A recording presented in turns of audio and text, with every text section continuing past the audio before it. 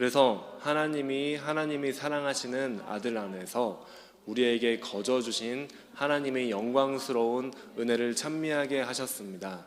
우리는 이 아들 안에서 하나님의 풍성한 은혜를 따라 그의 피로 구속, 곧 죄의 용서를 받게 되었습니다. 아멘. 자, 우리가 지난 시간까지 우리가 함께 봤던 것은 이 에베소서 말씀을 보면서 하나님께서 우리를 그 자신이 기뻐하시는 뜻대로 우리를 예정하셨다는 것을 보았습니다. 그래서 예정하셔서 하나님께서 우리를 아들들로 양자 삼으셨다라는 것을 우리는 알게 되었습니다. 그것이 놀라운 특권이었습니다. 그것이 성별의 문제가 아니라 우리에게 상속자로 우리에게 그 아들 하나님 아버지의 권세를 우리에게 또한 허락하시고 그분과 친밀함을 누릴 수 있도록, 그래서 우리를 또 아들들에 합당하도록 거룩하고 흠이 없게 우리를 만들어 가시는 하나님 그 놀라운 그 정말 그 복이 우리에게 주어졌다는 것을 우리는 지난 시간까지 보았습니다. 여러분, 그 복은 세상의 어떤 그런 복과도 비교할 수 없고 바꿀 수 없는 놀라운 복이었습니다. 여러분, 구원을 다른 어떤 것과 바꿀 수 있겠습니까? 비교할 수 있겠습니까?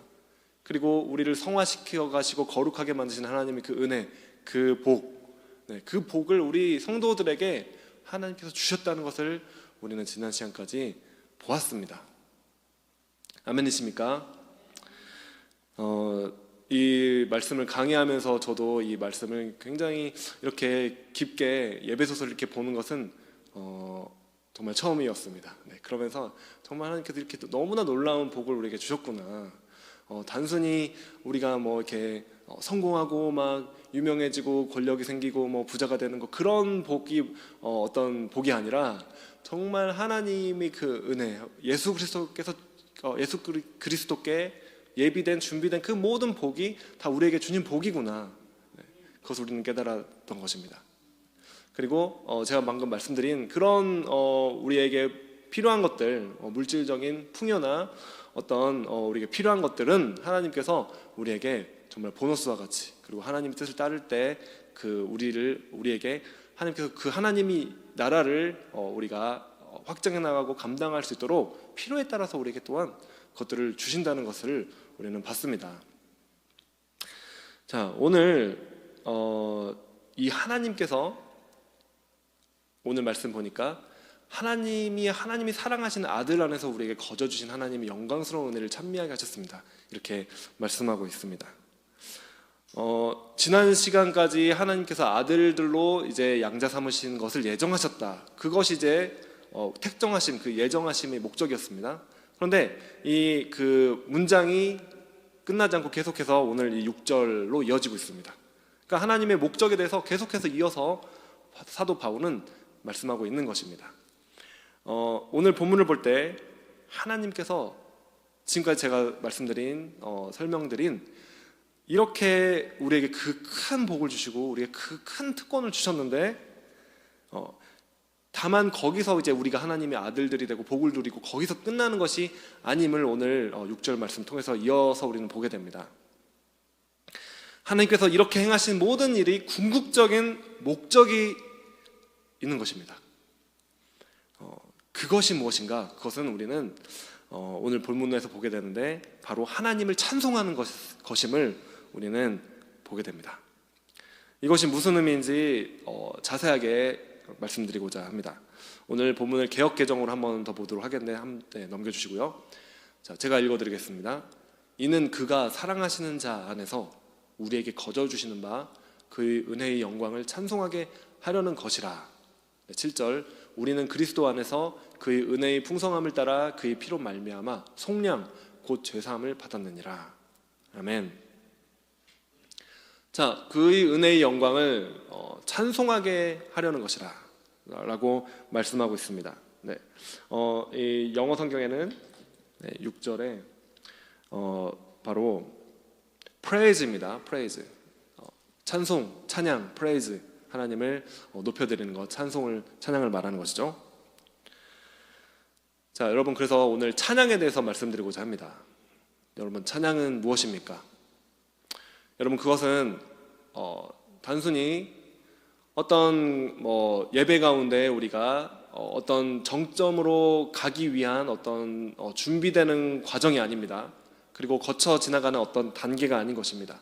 예를 들면 막 하나님이 말씀을 설교를 듣기 위하여 우리가 본 예배를 드리기 위해 우리가 막 와서 준비 찬양을 한다. 그런 개념은 성경에 없는 것입니다. 이거는 비성경적인 개념입니다.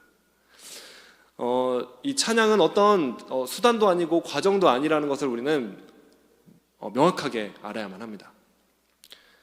우리가 지금까지 에베소서 말씀을 통해서 본 것이 우리를 창세로부터 택정하시고 우리를 정말 거룩하게 하시고 흠도 없게 하셔서 아들들로 양자 삼으셨다는 것을 보았습니다. 그것이 하나님의 목적이었습니다. 그러나 거기서 끝나는 것이 아니라, 거기서 이제 아들됨을 누리고 거기서 이제 모든 것이 끝나는 것이 아니라 하나님이 궁극적인 목적, 그것을 통해서 우리에게 하시고자 하시는 그 일이 오늘 본문 6절에 나와 있는 것입니다. 바로 하나님을 찬송하게 하려는 것입니다. 하나님을 찬양하는 것, 여러분, 찬양이 궁극적인 목적이라는 것을 여러분 아시기 바랍니다. 찬양은 어떤 것입니까? 찬양은 먼저 하나님이 행하신 일에 대한 우리의 반응입니다. 우리가 하나님이 어떤 분이신가를 알게 될 때 그 하나님을 아는 만큼 우리는 하나님을 찬양하게 됩니다. 이렇게 성경 말씀을 우리가 이렇게 보고 설교 말씀을 들으면서 또 여러분이 이 말씀을 읽을 때 하나님이 어떤 분이신지 이 말씀을 통해서 우리는 알게 되죠. 깨닫게 되고 또 경험하게 됩니다. 그리고 그분께서 어떤 일을 우리에게 행하셨는가를 알게 됩니다. 여러분, 저는 그 서두에서 제가 말씀드렸지만 이렇게 에베소서 말씀을 여러분과 나누고 또 제가 이 말씀을 묵상하고 또 이 말씀을 연구하고 공부하고 단어들을 찾아보면서 이 하나님이 어떤 분이신가, 그리고 하나님이 어떤 일을 행하셨는가, 나에게 그 놀라운 복을 정말 하나도 아낌없이 주셨다는 그 사실, 그리고 그것이 너무나 확실하고 빼앗길 수 없는 그런 놀라운 것이라는 것, 이미 예정됐다는 것, 이걸 깨달을 때 참 너무 감사하게 되었습니다. 여러분도 그러십니까? 네. 그래서 우리가 이 하나님이 어떤 일을 행하셨는가 우리가 알게 될 때 우리는 하나님께 감사하게 되고 하나님께 반응하게 되는 것입니다. 여러분, 그것이 찬양입니다. 하나님께 대한, 하나님 그분이 어떤 분이신지 우리가 알게 될 때 그분께 대한 우리의 자연스러운 반응, 바로 그것이 찬양인 것입니다. 오늘 이 말씀을 보면은 6절에 보면 우리에게 그가 사랑하시는 자 안에서 우리에게 거저 주시는 바, 그의 은혜의 영광을 찬송하게 하려는 것이라고 말하고 있습니다. 여기서 이 모든 일을 하나님께서 우리에게 은혜로 주셨다는 사실을 여러분 아시기 바랍니다. 그것은 본문에 있는 것처럼 거저 주시는 것이었습니다.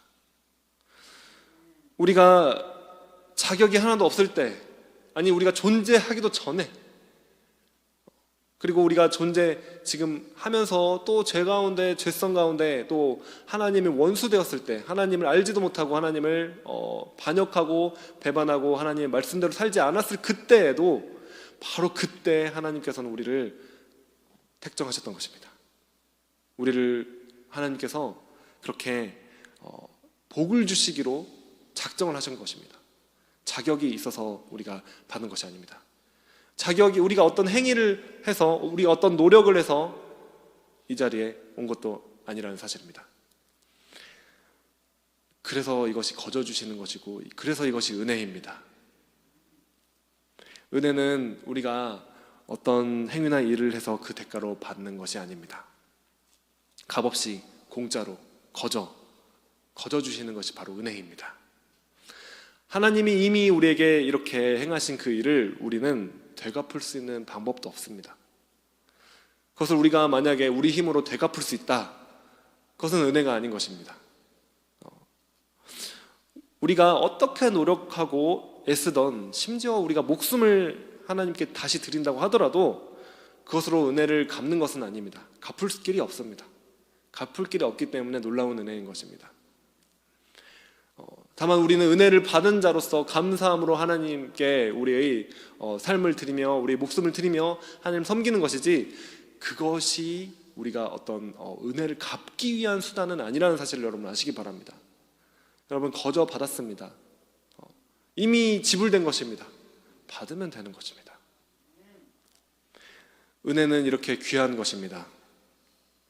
지금까지 예배소서 말씀을 통해서 제가 말씀드렸던 그 모든 것이, 모든 복이 거저 주셨다라고 하나님께서는 이 오늘 말씀 통해서 말씀하고 계시는 것입니다. 다시 한번 말씀드립니다. 우리를 거룩하게 하시고 흠이 없게 하시며 아들들로 양자 삼으셔서 하늘의 모든 복과 권리를 다 누리고 권세를 사용할 수 있게 하시며 우리를 상속자로 삼으신 하나님이 행하신 그 모든 일들이 다 거저 주신 은혜라는 사실을 깨닫기 바랍니다. 7절에서 이 하나님의 은혜가 궁극적으로 드러난 사건이 무엇인가 나옵니다. 그것은 그리스도 안에서 그의 피로 말미암아 속량 곧 죄사함을 받은 사건이었습니다. 제가 7절 다시 읽겠습니다. 우리는 그리스도 안에서 그의 은혜의 풍성함을 따라 그의 피로 말미암아 속량 곧 죄사함을 받았느니라. 이것이 하나님께서 주신 모든 은혜 중에서도 궁극적으로 그리고 정말 이 모든 은혜의 정점, 가장 큰 은혜, 그 사건이었습니다. 그리스도의 정말 그리스도 안에서 그 은혜의 풍성함을 따라 그의 피로 말미암아 속량 죄사함을 받은 것, 한 구절 한 구절이 한 단어 한 단어가 여러분에게 정말 은혜로 다가오시기를 원합니다. 여러분, 저는 그래서 다시 한번 이 7절에서 복음을 또 말하지 않을 수가 없습니다. 우리가 사도 바울의 이 말씀들, 신약 성경에 있는 사도 바울의 편지를 볼 때 그는 복음에 사로잡힌 사람이었던 것을 우리가 보게 됩니다. 사도 바울은 그의 이야기를, 말씀을 전개하는 도중에 그리스도의 복음이 나올 때 그 이야기하던, 전개하던 이야기를 갑자기 멈추고 흥분해서 복음에 대해서 다시 한번 설명하고 복음을 외치는 것을 우리는 이 신약 성경을 볼 때 우리는 보게 됩니다. 그는 복음에 사로잡힌 사람이었습니다. 우리도 그래야만 합니다. 여러분도 그러시기를 원합니다. 그리스도의 이 복음이 나올 때, 이 피의 복음, 주님의 은혜가 나올 때, 이 복음이 나올 때 여러분, 우리는 이것을 식상한 것으로 여겨서는 안 됩니다. 이미 복음을 들어서 믿었기 때문에 이제는 뭔가 다른 성장의 말씀이라든지 어떤 다른 그런 말씀들을 듣기를 원하면서 복음을 다 아는 것처럼 여겨서는 안 될 것입니다. 우리는 복음으로 구원을 얻지만 또한 성장하고 성숙하고 성화되는 것도 복음을 다시 듣고 다시 믿음으로 우리는 성화되는 것입니다. 만약에 여러분들에게 어떠한 문제가 반복적으로 생겨서 여러분이 그 일에 계속 걸려 넘어지신다면 그것은 다시 그 상황에 대해서, 여러분이 그 약함에 대해서, 여러분이 그 죄성에 대해서 다시 한번 복음을 듣고 믿고 받아들여야만 하는 것입니다. 그럴 때 우리는 성화되게 됩니다. 날마다 우리가 죄를 짓게 될 때, 날마다 우리는 다시 복음을 들어야 하고, 또 십자가에서 우리를 위해 주신 그리스도의 이 피, 속량 죄사함을 위해서 우리에게 주신 이 피를 날마다 기억하고 날마다 회개하며 날마다 주님 앞으로 나와야 하는 것입니다.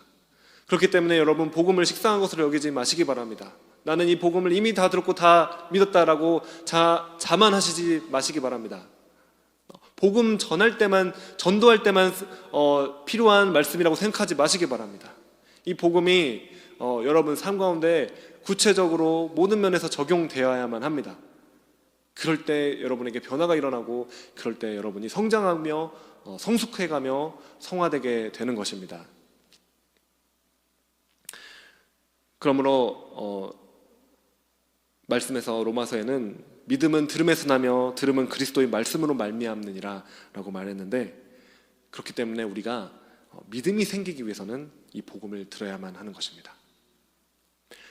믿음이 생기기 원한다면 여러분, 복음을 들으십시오. 말씀을 들으십시오. 믿음이 처음 생길 때도, 처음 여러분이 믿고 구원 얻을 때에도 복음을 들어야만 하며, 또 믿음이 자라가기 위해서도 우리는 복음을 또 들어야만 하는 것입니다. 그러므로 이 복음만큼 중요한 것은 없습니다.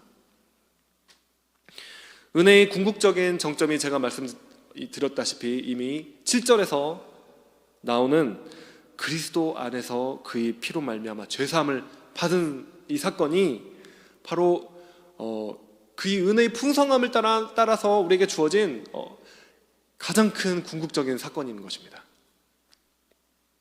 하나님께서 사랑하는 자를 우리 죄사함을 위하여 내어주신 것입니다. 6절 보시기 바랍니다. 그가 사랑하시는 자 안에서, 그 사랑하는 자를 우리를 위해서, 죄사함을 위해서 십자가에서 피를 흘리도록 내어주셨습니다. 그것이 거저주시는 놀라운 은혜였던 것입니다. 여러분, 하나님은 아무 감각 없이 무감각하게 그냥 아들을 내어주신 것이 아니었습니다. 아들이신 예수님은 하나님 아버지께서 사랑하시는 자였습니다. 우리는 아브라함과 이삭의 이야기를 통해 하나님 아버지의 마음을 살짝 살펴볼 수가 있습니다. 말씀 파워포인트 넘겨주시기 바랍니다. 이 창세기 22장 2절부터 3절 말씀에 이 아브라함과 이삭의 이야기가 나옵니다. 제가 한번 먼저 읽도록 하겠습니다. 하나님이 말씀하셨다. 너희 아들 내가 사랑하는 외아들 이삭을 데리고 모리아 땅으로 가거라. 내가 너에게 일러주는 산에서 그를 번제물로 바쳐라. 아브라함이 다음날 아침에 일찍이 일어나서 나귀 등에 안장을 얹었다. 그는 두 종과 아들 이삭에게도 길을 떠날 준비를 시켰다. 번제 쓸 장작을 다 쪼개어 가지고서 그는 하나님이 그에게 말씀하신 그곳으로 길을 떠났다. 아멘. 이삭은 아브라함이 100세에 얻은 아들이었습니다. 이 아들이 얼마나 귀엽고 사랑스러웠겠습니까? 저도 이제 자녀를 낳고 테카니와 혜빈이를 낳고 키우니까 이 자녀들이 너무나 정말 귀하고 사랑스럽고 그렇습니다. 네. 아브라함은 100세 때 이삭을 얻었습니다. 얼마나 귀하고 사랑스럽겠습니까? 그런데 하나님께서는 아브라함에게 말씀하시는 것입니다. 너희 아들 내가 사랑하는 외아들 이삭을 바쳐라. 네. 번제물로 드려라 라고 말씀하십니다. 이 말씀에서 우리는 굉장히 강조점이 있는 것을 보게 됩니다. 너희 아들 내가 사랑하는 외아들 이삭. 그냥 너희 이렇게 그냥 이삭을 너희 아들을 그냥 모리아 땅으로 데리고 가서 바쳐라 라고 말씀하셨을 수도 있는데, 이 구약에서는 이 창세기 말씀에서 굉장히 구체적으로 너희 아들 내가 사랑하는 외아들 이삭 이렇게 표현하고 있습니다. 여러분, 성경은 이 한 단어 한 단어가 그냥 쓰여진 것이 아닙니다. 여러분, 한 단어 한 단어를 놓치지 않는 그런 은혜가 여러분에게 있기를 원합니다. 한 단어 한 단어를 묵상할 때 그 단어 안에 있는 풍성한 하나님의 사랑이 여러분들에게 임하기를 원합니다. 성경에서 강조하고 있는 것은 굉장히 의미가 있어서 그렇습니다. 그리고 신약에 와서 우리는 이 단어가 무슨 의미인가 우리는 보게 됩니다. 우리는 그래서 알게 됩니다. 너희 아들, 너가 사랑하는 외아들. 여러분, 감이 오십니까? 바로 이것은 예수 그리스도, 하나님 아버지께서 사랑하시는 하나님의 아들, 하나님께서 사랑하는 외아들 예수 그리스도를 예표하고 있는 것입니다. 그 예수 그리스도를 상징하고 있는 것이에요, 여러분. 그런데 이제 아브라함이 어떻게 반응합니까? 하나님이 그 명령에 다음날 아침에 일찍이 일어납니다. 네. 그리고 누구와도 다른 어떤 사람과도 의논하거나 상의하지 않고 그대로 그냥 일찍 일어나 준비를 다 합니다. 그리고 묵묵히 길을 떠나게 되는 것입니다. 하나님께서는 이삭을 번제물로 바치라고 말씀하셨습니다. 번제물은 여러분, 당시에 양이나 소를 번제물로 드린다. 이것은 그냥 죽여서 이렇게 드린다. 이 정도 일이 아닙니다. 죽이고 가죽을 다 벗겨내고 막 내장을 다 분리해야 되는 것입니다. 아주 아주 끔찍한 일이죠. 아들을 그렇게 바치라는 것은 정말 너무나 끔찍한 명령인 것입니다. 그러나 아브라함은 묵묵히 이제 그 준비를 합니다. 그리고 아침에 일어나서 점심에 오후 때 도착해서 바친 것이 아니라 우리 말씀을 보면은 3일 동안 3일 동안 잠시만요. 여기 지금 그 뒤에 나옵니다. 제가 그냥 말씀드릴게요. 3일 동안 이 아브라함은 길을 떠납니다. 그 모리아산에 그 하나님께서 가라고 하신 그 모리아 땅으로 가는데, 그 산으로 가는데 3일 동안을 정말 밤낮으로 이제 가는 거죠. 아브라함의 심정이 어떠했겠을까요, 여러분? 어떠했을까요? 사랑하는 외아들 이삭을 번제물로 드려야 하는 그 엄청난 고통과 안타까움을 아브라함은 3일 동안 경험하며 고뇌하며 씨름하며 그 길을 간 것입니다. 어쩌면 3일 만에 머리가 검은 머리가 하얗게 샜을지도 모릅니다. 엄청난 그런 고뇌하며 안타까워하며 피눈물을 흘리며 마음으로 그 길을 갔었을 것입니다. 그리고 실제로 그는 이삭을 이제 죽이려고 했습니다. 칼을 꺼내서 죽이려는 그 순간에 하나님께서는 천사를 보내셔서 아브라함아 하고 막으셨던 것입니다. 하나님께서 막지 않으셨더라면 그는 실제로 이삭을 죽였을 것입니다. 그러나 하나님께서는 그 일을 막으시고 이삭을 살려주시고, 그리고 살펴보니 한 수장이 수풀에 걸려 있었습니다. 그리고 그 이삭을 대신해서 그 순양을 잡아서 번제물로 드립니다. 이 순양 역시 우리가 이해하다시피 예수 그리스도를 예표하는, 상징하는 것입니다. 여러분, 하나님이 아브라함에게 악하게 그렇게 하신 것이 아니었습니다. 여러분, 하나님을 이해하시기 바랍니다. 하나님 마음을 이해하시기 바랍니다. 그리고 하나님 믿으시기 바랍니다. 하나님은 선한 분이십니다. 하나님은 아브라함을 다 알고 계셨습니다. 여러분, 그 일을 감당하지 못할 사람에게는 이런 이야기를 꺼내지도 않습니다. 아브라함 처음부터 이렇게 하라고 했으면 감당 못했을 것입니다. 다 도망갔을 것입니다. 그러나 아브라함이 정말 신앙이 정말 그 여정 가운데 성숙하고 자라나서 정말 이제는 하나님 앞에 그렇게 준비되고 합당한 만큼 성숙하게 됐을 때 하나님 다 알고 상 주시려고 아브라함에게 이렇게 행한 것입니다. 그래서 하나님은 아브라함을 다 알고 계셨고, 그리고 이 일을 통해서 아브라함에게 하나님께서는 가르쳐 주고자 하신 하나님의 마음이 있었습니다. 그것은 사랑하는 아들을 번제물로 드리는 아버지의 고통입니다. 하나님께서는 그것을 아브라함에게 계시해 주셨던 것입니다. 하나님 아버지의 마음을 아브라함에게 계시해 주셨습니다. 이것은 엄청난 계시입니다. 궁극적인 계시입니다.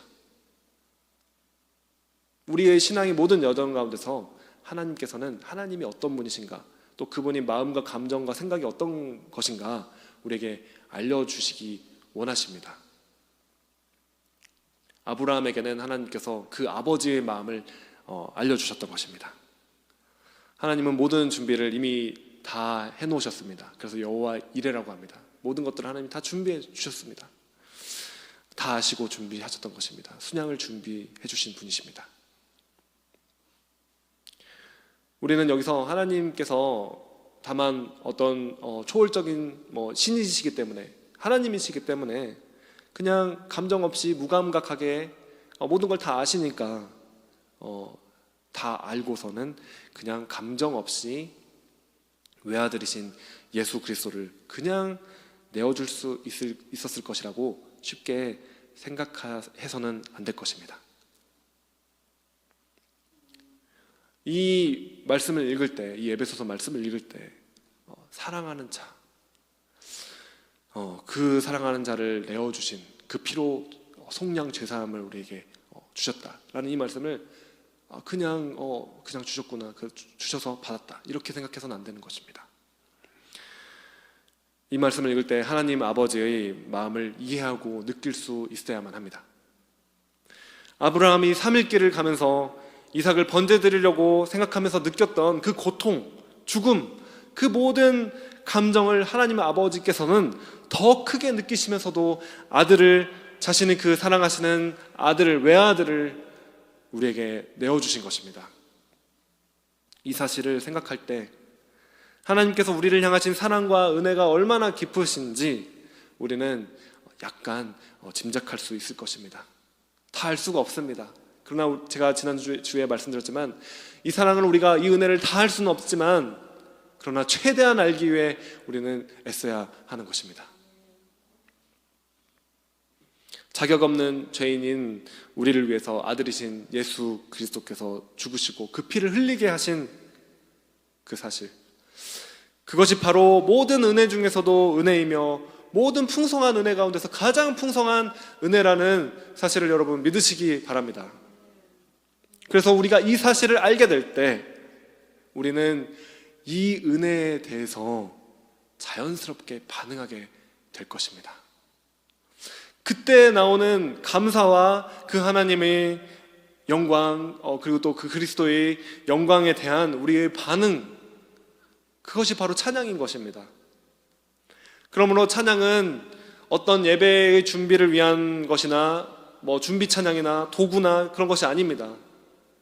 오히려 찬양은 모든 것을 통해서 우리가 도달하기를 원하시는 하나님의 궁극적인 목적이라는 사실을 여러분 아시기 바랍니다. 우리가 지금 이 땅에서는 하나님의 나라를 위해서 해야 할 많은 일들이 있습니다. 그러나 이 모든 일을 마친 뒤에 우리가 주님이 보좌 앞에 다시 서게 될 때는, 그 앞에 서게 될 때는 어떻게 되겠습니까? 전도나 선교나 설교나 봉사나 다 너무나 귀한 일입니다. 우리가 주님을 위해서 그렇게 하고 주님께서 우리에게 그런 사명과 소명을 주시고 그 일을 이 땅에서 하게 하셨습니다. 그러나 우리가 이제 주님 보좌 앞에 서게 될 때는, 그때는 이러한 것들, 전도나 또 설교나 봉사나 다른 모든 것들은, 그런 일들이 다 지나가게 될 것입니다. 그러나 여러분, 찬양은 계속되게 될 것입니다. 하나님이 보좌 앞에서 우리가 그분의 은혜와 그 영광을 우리가 바라보며 깨달으며 그 앞에서 찬양하는 그 일은 영원히 지속될 것입니다. 궁극적으로 우리는 우리에게 행하신 이 모든 은혜에 대해서 하나님께 영원토록 찬양하며 감사하게 될 것입니다. 여러분, 찬양이 이렇게 너무나 놀랍고 귀한 것입니다. 이것이 하나님께서 우리를 향해 가지고 계신 목적인 것입니다. 여러분, 우리는 요한계시록 4장에서 이러한 찬양이 어떤 것인지 살펴볼 수 있습니다. 계시록 4장 8절 제가 읽어드리겠습니다. 이 네 생물은 각각 날개가 6개씩 달려 있었는데 날개 둘레와 그 안쪽에는 눈이 가득 달려 있었습니다. 그리고 그들은 밤낮 쉬지 않고 거룩하십니다, 거룩하십니다, 거룩하십니다. 전능하신 분 주 하나님, 전에도 계셨으며 지금도 계시며 또 장차 오실 분이십니다 하고 외치고 있었습니다. 아멘. 여러분, 주님의 보좌 앞에 서 있는 네 천사가 나옵니다. 이 천사는 이사야서에 보면은 동일한 이 천사들이 나와서 거룩하다, 거룩하다 이렇게 소리 지르고 있었던 모습을 우리는 이사야에서 보게 되는데, 동일하게 이 요한계시록의 말씀에서도 동일하게 거룩하다라고 계속해서 주님의 보좌 앞에서 외치고 있었던 천사들이었습니다.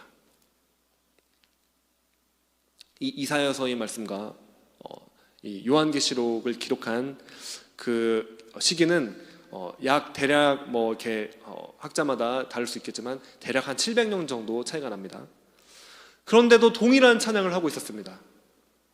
계시록에서는 이들이 24시간 쉬지 않고 밤낮으로 하나님을 찬양한다고 말하고 있습니다. 밤낮 쉬지 않고 최소 수백 년, 그리고 제가 믿기로는 이들이 정말 창조된 때부터 그리고 지금까지 수천 년의 시간을 이들은 잠시도 쉬지 않고 주님의 보좌 앞에서 거룩하다, 거룩하다라고 찬양을 하는 그런 천사들인 것입니다. 여러분, 이것이 어려운 임무일까요? 여러분, 쉬지 않고 목이 터져라 외쳐야 되니까 혹시 어려운 임무일지도 모르겠습니다. 그러나 주님을 찬양하는 것은 어려운 일이라거나 전전긍긍하면서 이를 악물면서 그렇게 애쓰면서 해야 되는 것이 아닌 것을 여러분 깨달으시기 바랍니다. 하나님이 앉아 계신 그 보좌로부터 신선한 하나님이 아름다우심과 계시와 놀라운 영광이 쏟아져 나옵니다. 빛이 쏟아져 나오는 것이에요. 흥분되는 최고의 감탄과 기쁨과 경의가 쏟아져 나오는 것입니다. 그리고 천사들은 그 보좌 앞에서 그 하나님의 영광을 바라볼 수 있는 특권이 다만 주어진 것이었습니다. 그래서 누가 붙잡아 두는 것이 아님에도 불구하고, 의무가 아님에도 불구하고 그들은 그곳을 떠나고 싶지 않은 것이에요. 그래서 그것을 계속 바라보며, 주님이 보좌를 계속 바라보며 하나님 영광을 바라보며 쉬지 않고 거룩하다라고 외치게 되는 것입니다. 그것은 그렇게 쉬지 않고 외쳐라라고 시켜서 그런 것이 아니라 그 영광을 보는 것에 대한 자연스러운 반응인 것입니다. 여러분, 2002년도에 한국의 월드컵이 열렸습니다. 그래서 우리나라에서 개최되었을 때 저는 당시에 이제 대학생이었죠. 여러분 혹시 기억이 나시는지 모르겠지만, 그때 저도 광화문에 응원을 하러 이제 사촌 동생과 함께 갔었습니다. 그런데 수많은 사람들이 그 광장을 가득 메우고 있었습니다. 인파를 뚫고 화장실 한번 갔다 오는 것이 쉬운 일이 아니었던 것으로 기억이 납니다. 그래서 그렇게 목이 막 터져라 응원을 하다가 우리나라가 드디어 골을 넣는 순간 모든 사람들이 누가 시키지도 않았는데, 누가 돈을 준 것도 아닌데 모든 사람들이 기쁨의 환호성을 울리며 소리를 지르며 막 함성을 지르며 막 구호를 외치며 그렇게 난리가 났었습니다.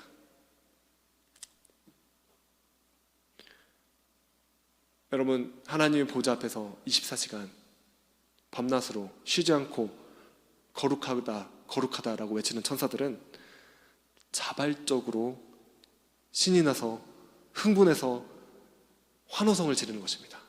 온 전 존재를 통해서 반응하면서 주님 앞에서 거룩하다 외치는 것이에요. 그것은 하나님의 영광을 경험하게 될 때 나오는 자연스러운 반응인 것입니다.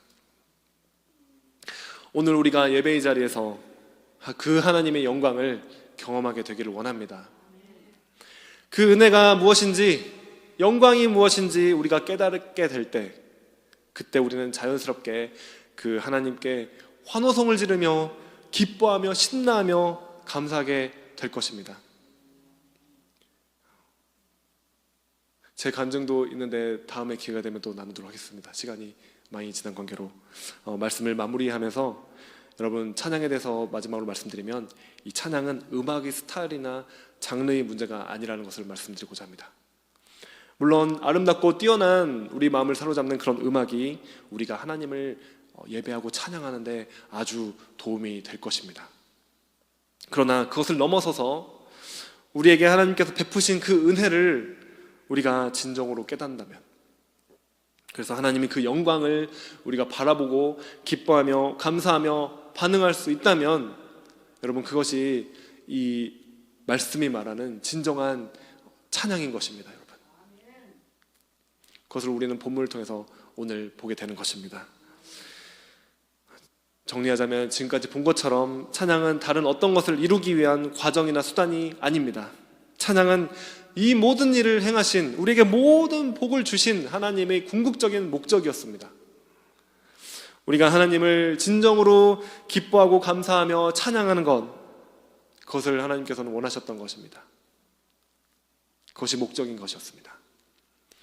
우리가 이 말씀을 이해하게 되었다면, 하나님이 어떤 분이신가 우리가 말씀을 통해서 깨달을 때마다 여러분, 진정으로 하나님께 반응하시기 바랍니다. 찬양하시기 바랍니다.